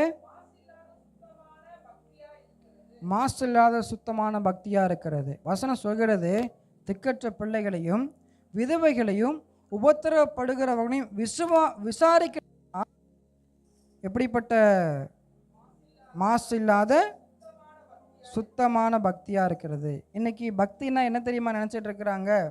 1 மணி நேரம் முழங்கால போட்டு அந்நிய பாஷையில் பேசினா அது ஒரு விதமான பக்தி தான். ஆனால் இன்றைக்கி அநேகர் என்ன யோசிக்கிறாங்க அப்படின்னா, நான் வெள்ளை சட்டை போட்டு வந்தால் நான் பக்தி உள்ளவன், நான் வந்து பாஸ்டராக இருந்தால் நான் பக்தி உள்ளவன், நான் வந்து சபையில் எல்லா காரியத்தையும் செஞ்சேன் நான் பக்தி உள்ளவன் அப்படின்னு யோசிக்கிறாங்க. ஆனால் வசனம் சொல்லுகிறது, திக்கற்ற பிள்ளைகளையும் விதவைகளையும் உபத்திரவத்தில் இருக்கிறவங்களையும் விசாரிக்கிறோம்ல, அதுதான் உண்மையான பக்தின்னு சொல்லி வசனம் சொல்லுகிறது. அல்லேலூயா. இன்றைக்கி நம்ம உண்மையான பக்தி என்ன அப்படின்னா, பிறரை விசாரிக்கிறது, உபத்திரவத்தில் இருக்கிறவங்கள, விதவைகளை, திக்கற்ற பிள்ளைகளை, முடியாமல் இருக்கிறவங்கள, அவங்கள விசாரிக்கிறது தான் உண்மையான பக்தியாக இருக்கிறது. அல்லேலூயா. இன்றைக்கி நம்ம உண்மையான பக்தி ஆண்டவரிடத்தில் காட்டுறோமா, இல்லை ஜனங்கள் வந்து நம்மளை வந்து பெரிய ஆளுன்னு சொல்லி பெருமைப்படுத்தணும் அப்படின்னு சில காரியத்தை நம்ம பண்ணுறோமா? அதாவது வேதவசனம் சொல்லுகிறது, நீ வந்து உன்னை சுட்டெரிக்க கொடுத்து, அல்லேலூயா, உனக்கு இருக்கிற எல்லாத்தையும் நீ அன்னதானம் பண்ணினாலோ அன்பு உனக்கு இராவிட்டால் எதுவுமே இல்லை, நீ செஞ்சது எல்லாமே வேஸ்ட்டு அப்படின்னு நம்ம கொரிந்தியரில் நம்ம வாசிக்கிறோம். அப்போது நீ மற்றவங்களை விசாரிக்காமல், திக்கற்ற பிள்ளைகள் இடத்துல நீ எப்படி இருக்கீங்கன்னு கேட்காம, பிறரை வந்து விசாரிக்காமல் நீ என்ன செஞ்சாலும், உன் சரீரத்தை நீ சுட்டெரிக்க கொடுத்தாலோ, நீ உனக்கு உண்டான எல்லாத்தையும் நீ வந்து தான தர்மம் பண்ணினாலோ, உன் பக்தி அது வீண் தான், உன் அன்பு வீண் தான். அல்லேலூயா. அப்போ உண்மையான பக்தி எது அப்படின்னா, சபை என்பது ஒரு குடும்பம், அதை விசாரிக்கிறவங்களுக்கு தான் உண்மையான பக்தி. அதை தான் நெகேமியா செய்கிறாரு. வந்த உடனேயே அவங்களையும் அவங்க ஜனத்தையும் அவங்க இருந்த இடத்தையும் நெகேமியா விசாரிக்கிறவராக இருக்கிறார். கடைசியாக ஒரு வசனத்தை வாசிக்கலாம். 1 தீமோத்தேயு 5:8 நம்ம வாசிக்கலாம். ஒருவன் தன் சொந்த ஜனங்களையும் விசேஷமாக வீட்டாரையும் விசாரியாமற் போனால் அவன் விசுவாசத்தை மறுதளித்தவனும் அவிசுவாசியிலும் கெட்டவனுமாயிருப்பான். அல்லேலூயா. வசனம் சொல்லுகிறது, நெகேமியாவை போல நீ உன் குடும்பத்தை நீ விசாரிக்கல அப்படின்னா, உன் சபையை நீ விசாரிக்கல அப்படின்னா, உன் பாஸ்டர் குடும்பத்தை விசாரிக்கல அப்படின்னா, உன் புதிதாக வந்திருக்கிற ஆத்மாவை நீ விசாரிக்கல அப்படின்னா, நீ விசுவாசியிலும் மோசமான அவிசுவாசியிலும் கெட்டவன் சொல்லுது. அல்லேலூயா. இன்னைக்கு நீங்களும் நானும் எப்படி இருக்கிறோம்? அவிசுவாசியிலும் ரட்சிக்கப்படாதவனை விட கெட்டவனாக இருக்கிறோமா? இல்லை ஆண்டவர் விரும்புகிறத நம்ம விசாரிச்சுட்டு நம்ம ஆண்டவருக்கு முன்பதாக பக்தி உள்ளவர்களாக நம்ம இருக்கிறோமா? அல்லேலூயா. அன்பு கர்த்தருடைய பிள்ளைகளை, சபை கட்டப்பட வேண்டும் என்று சொன்னால் நாம் விசாரிக்கிறவராக நாம் இருக்க வேண்டும். ஃபோன் பண்ணுங்க, பேசுங்க, சபையை குறித்து விசாரிங்க. பக்கத்தில் இருக்கவங்ககிட்ட நம்பர் இருக்கா? எல்லாரும் நம்பரும் எனக்கு சில சர்ச்சில் பக்கத்தில் உட்காந்துருக்கங்க, எனக்கு இல்லை. பக்கத்தில் விசுவாசிங்க, இன்னைக்கு உங்கள் பக்கத்தில் உட்காந்துருந்தாங்களே அவங்க யாருன்னு கேட்டால், அதுவா எனக்கு தெரியலையே அப்படிங்கிறோம். அல்லேலூயா. அதனால் என்ன செய்யுங்க, ஒவ்வொரு நாளும் ஒவ்வொருத்தவளையும் விசாரிங்க. நிச்சயமாக கர்த்தர் சபையை கட்டுகிறவராக இருக்கிறார். இந்த வார்த்தைகளை கொண்டு கர்த்தர் உங்களை ஆசீர்வதிக்கட்டும். சொல்லப்பட்ட காரியங்களை மறந்துடாதீங்க. ஒரு மனுஷனுடைய என்னன்னு சொல்லி நம்ம புரிஞ்சுக்கணும். 2வது, சபை கட்டப்பட வேண்டும் என்று சொன்னால் நாம் விசாரிக்கிறவளாக இருக்க வேண்டும். கர்த்தர் உங்களை ஆசீர்வதிப்பாராக. ஆமென். அல்லேலூயா. ஆமென். ஸ்தோத்திரம். அருமையான கர்த்தருடைய வார்த்தைகளை நம்ம கேட்டோம். ஒருவனாய் இருக்கையில் ஆபிரகாமை அழைத்த தகப்பன் 1000ஆக மாற்றி ஆசீர்வதித்தான்னு நம்ம தீர்க்க தரிசனம் சொல்லுகிறது. தேவன் ஒருவனாய் இருக்கிறவனை அழைக்கிறவரும், அவனிடத்தில் ஆசீர்வாதத்தை வைக்கிறவரும், அவனிடத்திலிருந்து ஒரு கூட்டத்தை எழும்ப பண்ணுகிறவரும், அது மாத்திரமல்ல அவனை கொண்டு தமது பராக்கிரமமான காரியங்களை செய்கிறவரும், அவனை கொண்டு தமது ராஜ்யத்தை கட்டுகிறவருமாக இருக்கிறார். அல்லேலூயா. இப்போ ஸ்தோத்திரம். நாம் ஒருவராய் இருந்தாலும் நாம் பலமுள்ளவர்களாக இருக்கணும். நாம் ஒருவராய் இருந்தாலும் விசாரிக்கிறவர்களாக இருக்கணும். அல்லேலூயா. நிச்சயமாய் நாம் நம்முடைய வாழ்க்கையில் நாம் ஒருவராய் இருக்கிறோம் என்று அவிசுவாசப்படாதபடிக்கு, நான் ஒருவனாய் இருந்தாலும் நான் ஸ்தோத்திரம் தேவனுக்கு முன்பாக நிற்கிறேன், நான் உத்தமனாக நீதிமானாக இருக்கிறேன், நான் ஜெபிக்கிறவனாக இருக்கிறேன், நான் பாரப்படுகிறவனாக இருக்கிறேன் என்று சொல்லி இன்றைக்கி பாஸ்டர் எடுத்த மெசேஜ் தான் எனக்கு ஒரு மெசேஜ் இருக்குது. ஆனால் ஸ்தோத்திரம் வரவங்கெல்லாம் பேசி முடிக்கட்டும். நம்ம கடைசியாக என்ன பண்ணிக்கலாம், எல்லாத்தையும் ஸ்டோரேஜெலாம் ஒதுக்கி வச்சுட்டேன், எல்லா மெசேஜையும். ஏன்னா நிறைய வார்த்தைகள் இருந்துச்சு. சதீஷ் பாஸ்டரே அதான் சொன்னேன், நீங்கள் தொட்டுட்டீங்க ஆனால் முழுசாக முடிக்கலை, இவரும் தொட்டுட்டாரு ஆனால் முழுசாக முடிக்கல. அல்லேலூயா. அதனால் ஸ்தோத்திரம். நிச்சயமாய் தேவன் நம்மோடு பேசி கொண்டே இருக்கிறார். நான் நினைப்பேன் சில சமயங்களில் ஒருவேளை பிரசங்கத்தை மாற்றிடுவாங்களோன்னு யோசிப்பேன் நான். ஏன்னா நான் யாருக்குமே இதை குறித்து பிரசங்கம் பண்ணுங்கன்னு சொல்ல மாட்டேன். ஆவியான நடத்துகிறபடி பிரசங்கம் பண்ணுங்க அப்படின்னுவேன். அப்போ சில சமயங்கள் அவங்க எப்படி நடத்துவாங்க, ஏது நடத்துவாங்கன்னு ஒரு ஒரு பக்கம் ஒரு உறுத்தல் இருக்குது. நம்ம ஒரு ஃப்ளோவில் போயிட்டுருப்போம், ஒரு உறுத்தல் இருக்கும். ஆனாலும் கடந்த 2 ஊழியர்களும் பேசின வார்த்தைகளில் தேவன் என்னோடு பேசின அந்த வார்த்தைகளுக்குள்ளேயே இவர்களையும் வைத்ததும், எனக்கு கொடுத்த வார்த்தையில் சில வார்த்தைகளை தொட்டுட்டு போனதும் ஆச்சரியமாக இருக்குது. காரணம், தேவன் நம்மோடு இடைப்பட்டு கொண்டு இருக்கிறார். அல்லேலூயா. நிச்சயமாய் ஒருவனை குறித்து அழகாக தேவ மனிதர் நம்மோடு பேசினார். அந்த ஒருவனாய் நாம் இருக்க தேவனிடத்தில் விட்டு கொடுப்போமா? தேவ சமூகத்தில் கொஞ்சம் நேரம் மாத்திரம். ரிபாடா ஹதரா பாலா ரகாதா ரணமானா ஷகதக ரிபாலா சந்தூரோ நோஹேதி ரினிமானா ஷதரி பாபா லகடக தகரணமா ரேமானா லகடிக தகடுகோ தேக திரிகந்தட பௌதர பல ரகதக ரணமானா ரேஷல ரக்கத ரிபட ஹதரி பாபா ரகட ஹதரா ஹதர கதரவா. அவியானவரே, நான் ஒருவனாயிருந்தாலும் நான் தேவனுக்கு முன்பாக இருக்கிறேன். நான் ஒருவனாயிருந்தாலும் தேவனுக்கு முன்பாக இருக்கிறேன். நான் ஒருவனாயிருந்தாலும் நான் பெத்தேலிலே இருக்கிறேன். நான் ஒருவனாயிருந்தாலும் தேவ சமூகத்தில் இருக்கிறேன். நான் ஒருவனாயிருந்தாலும் தேவ திட்டத்துக்குள் இருக்கிறேன். எஸ், ஆம் ஆண்டவரே, நான் ஒருவனாய் இருக்கிறதுனால நான் சோர்ந்து போக விரும்பலப்பா. நான் சோர்ந்து போய் சூறை செடிக்குள்ளே போகாதபடி நான் ஒருவனாயிருந்தாலும் என்னை கொண்டு தேவன் செய்த பல பராக்கிரமான நினைவு கூறுகிறேன். எஸ், இனி வருகிற நாட்கள் என் குடும்பத்துக்காக நான் ஒருவன் இருக்கிறேன். என் சபைக்காக நான் ஒருவன் இருக்கிறேன். என்னுடைய தெருக்காக நான் ஒருவன் இருக்கிறேன். என் பட்டணத்துக்காக நான் ஒருவன் இருக்கிறேன். என்னுடையதான ஸ்தோத்திரம் உறவினர்களுக்காக நான் ஒருவன் இருக்கிறேன். நான் ஒருவன் திறப்பிலே நிற்பேன். நான் ஒருவன் சுவரை அடைப்பேன். தேவன் தேடின அந்த ஒருவனாய் நான் ஒருவனாய் மாறுவேன். அப்பா, எங்களை உமது கரத்தில் ஒப்பு கொடுக்கிறோம். நாங்கள் விசாரிக்கிற பிள்ளைகளாய் நாங்கள் மாறுகிறோம்ப்பா. அன்று நெகேமியா விசாரித்தார், எஸ்ரா விசாரித்தார், மொர்தெகாய் விசாரித்தார், ஆபிரகாம் விசாரித்தார். அப்பா, நாங்களும் விசாரிக்கிற இருதயமுடையவர்களாக இருக்க நாங்கள் தேவனிடத்தில் விசாரிக்கணும், சபையில் விசாரிக்கணும், சக ஜனங்களை விசாரிக்கணும், ஊழியத்தை விசாரிக்கணும். அப்படிப்பட்ட இருதயத்தை எங்களுக்கு தாங்கப்பா. அவியான் எங்களை ஒப்பு கொடுக்குறோம். ஒருவேளை எங்களுக்கு விசாரிக்கிற இருதயம் இல்லாது இருந்தால் இந்த நாளில் எங்களுக்கு விசாரிக்கிற இருதயத்தை கொடுங்க. அப்போஸ்தலனாகிய பவுல் தன் நிருபங்கள் எழுதிய ஒவ்வொரு நிருபத்தின் முடிவில் சொல்கிற வார்த்தை, நான் அவர்களை விசாரிக்கிறேன், நான் இவர்களை விசாரிக்கிறேன். இவர்கள் உங்களை கேட்டதாக சொல்ல சொன்னாங்க, அவங்க உங்களை விசாரித்ததாக சொல்ல சொன்னாங்க, அவங்க உங்களிடத்துல பேச. அப்போ ஒவ்வொரு நிருபமும் ஒரு அன்பை வெளிப்படுத்துது. அந்த அன்பின் வெளிப்பாடு விசாரணையாய் மாறுகிறது. ஒருவர் விசாரிக்க உதவி செய்யுங்கப்பா. ஒருவர் விசாரிங்கள்னு சொன்னீரே, ஒருவர் விசாரிக்க கர்த்தர் உதவி செய்யுங்க. மது கரத்தில் ஒப்பு கொடுக்குறேன். இதுவரைக்கும் எங்களுக்குள்ள நான் ஒருவன் என்ற அச்சம் இருந்தது, இன்றைக்கு அது மாறியது. நான் ஒருவனாய் என்ன செய்ய முடியும் என்று நான் கேட்டேன். தேவன் விசாரி, எல்லாவற்றையும் செய்ய கிருபையை தருகிறேன் என்று சொல்லுகிறேன். நாங்கள் அந்த வார்த்தைக்கு ஒப்பு கொடுக்கிறோம். ஆண்டவர், இந்த நாளிலும் இந்த வார்த்தை எங்கள் மத்தியில் பகிர்ந்து கொண்ட தேவ ஊழிய மனிதனுக்காக ஸ்தோத்திரிக்கிறேன். அப்பா, ஊழியரை கர்த்தர் இன்னும் ஆசீர்வதிங்க. நாளைய தினத்தில் இன்னும் பலத்தோடு பேச கர்த்தர் உதவி செய்வீராக. மது கரத்தில் ஒப்பு கொடுக்கிறோம். தொடர்ந்து தேவ கிருபை பெருகட்டும். சபையாரை ஆசீர்வதிக்கிறேன்.